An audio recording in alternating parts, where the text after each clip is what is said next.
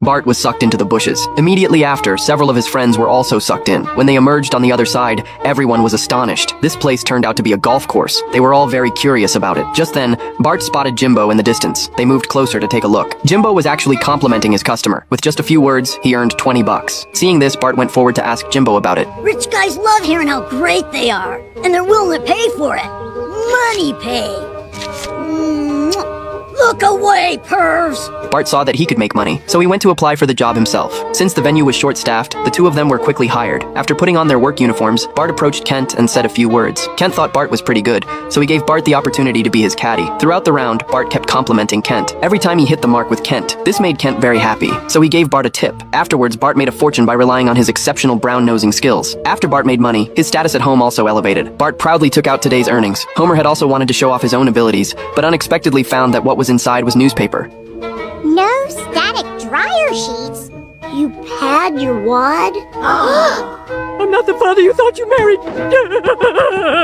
Later, Bart set his eyes on an SUV, but he didn't have enough money. Bart accidentally discovered that the tip given by the club president was actually $100, so he set his sights on the president. However, what he didn't expect was that Marge became very angry after learning about Bart's way of making money. To stop Bart's behavior, she actually wrote a petition and posted it online, demanding that the club pay high taxes. Who would have thought the petition received support from numerous netizens? This made Bart extremely angry. He had finally found something he was good at, but it was ruined by Marge. That day, he received an invitation letter from the club president. Bart was overjoyed. He immediately told the president a bunch of flattering words, but the president had become numb to these words, and he said that as long as Marge withdrew the petition, he would give Bart a huge reward. But Bart couldn't persuade Marge, so he made a suggestion to the president. If they converted the club into a church, they wouldn't have to pay taxes. This statement instantly gave the president an idea. Therefore, he happily rewarded Bart with $100. Soon, the president implemented the plan. This made Marge so angry that she broke her necklace.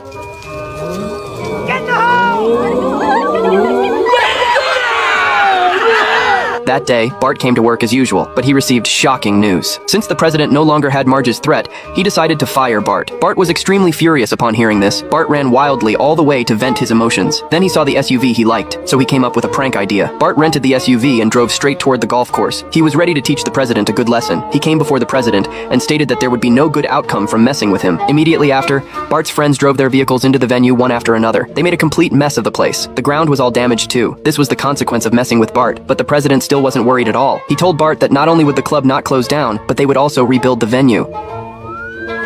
And here are the police to take you to jail.